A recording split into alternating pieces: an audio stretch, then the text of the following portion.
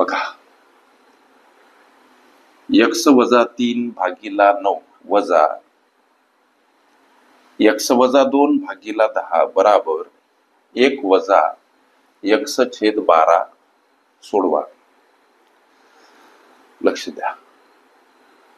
प्रस्तुत बराबरी सोडायची कशी सर? लेकरांनो, हे दोन अपूर्णांक आहेत आणि अपूर्णांकाची बेरीज असो किंवा वजाबाकी छेद समान करून केली जाते.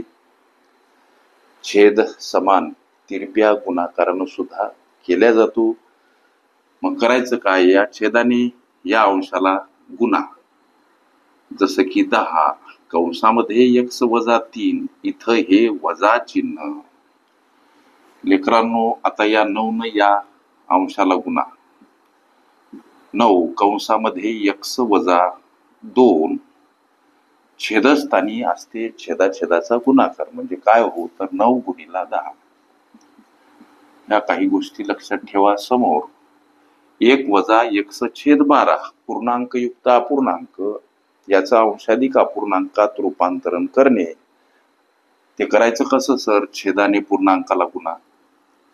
म्हणजे 12 1 12, त्यामधून वजा असेल तर अंश वजा करा. केला सर. छेदस्थानी छेद जसाच्या तसा. ओके. आता हे 10 कंसातील पदाला, हे 9 कंसातील पदाला गुणिला. गुणाकार करून घ्या. 10 गुणिला x काय? तर 10x वजा चिन्ह 10 गुणिला 3 किती? तर 30. इथं आता वजा चिन्ह म्हणजे वजा 9 गुणिला x काय हो? तर वजा 9x. वजा चिन्ह कंसातील वजा चिन्हाला गुणिला आहे. वजा गुणिला वजा अधिक होते. म्हणून अधिक चिन्ह आता 9 दोन्ही किती? तर 18 छेदस्थानी हा गुणाकार 90. लक्षात द्यायला तुमच्या समोर बराबर चिन्ह. समोर हा पूर्णांक 12 वजा x छेदस्थानी 12. लेकरांनो, इथं हे 10x जवळ 9x मांडा. म्हणजे त्यामधील सांख्यिक क्रिया करणं सुलभ होईल. वजा 30 या संख्येजवळ अधिक 18 ही संख्या मांडा. छेदस्थानी 90 बराबर 12 वजा x छेदस्थानी 12. आता या 10x मधून 9x गेले, किती राहिले हो? तर राहतात x. वजा 30 अधिक 18 याची सांख्यिक क्रिया काय? एक संख्या वजा एक संख्या अधिक. तेव्हा मोठ्या संख्येतून लहान संख्या वजा करा आणि उत्तरासमोर मोठ्या संख्येच्या समोर असलेलं चिन्ह द्या. गणितीय गुणधर्म. म्हणजे 30 मधून 18 गेले, 12 राहतील, चिन्ह मात्र वजा. छेदस्थानी 90. आता समोर 12 वजा x भागीला किती हो? 12. ओके. आता करायचं काय सर? इथं हे दोन अपूर्णांक, लेकरांनो लक्ष द्या, आणि अपूर्णांकाची सोडवण करायची कशी? या हे दोन अपूर्णांक परस्परांना भागीला आहे. याची सोडवण करत असताना हा अपूर्णांक इकडे येताना एक तर गुणाकार व्यस्त रूपात मांडा किंवा या छेदाने या अंशाला गुणा, या छेदाने या अंशाला गुणा. ओके. लक्ष द्या. जसं की 90 सोबत 12 वजा x बराबर 12 सोबत x वजा 12. अशा पद्धतीची मांडणी. आता गणिताला इकडं वळत करा. जसं की 90 कंसामध्ये काय हो? तर 12 वजा x बराबर चिन्ह 12 कंसामध्ये काय हो? तर x वजा 12. ओके. आता 90 कंसातील पदाला 12 कंसातील पदाला गुणिला आहे. लक्ष द्या. 90 गुणिला 12 किती? काढण्यासाठी बारनम किती हो? अष्टोदर्श म्हणजे 108. त्यावर हे शून्य देऊन टाका.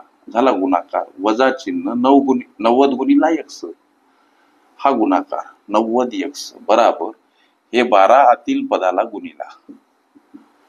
12 गुणिला x किती हो सर? तर 12x वजा चिन्ह 12 गुणिला 12 144, अर्थात 12चा वर्ग. आता काय करायचं सर? आता लेकरांनो हे वजा 144 इकडे घ्या, अधिक होतील. वजा 90x तिकडे न्या, अधिक होतील. लक्ष द्या, 1080, लक्ष द्या, इकडे येताना हे 144 अधिक स्वरूपात, 12x कडे जाताना 90x अधिक स्वरूपात. आता ही बेरीज करा. काय तर 4 आणि 8 1202, हातचा आला 1,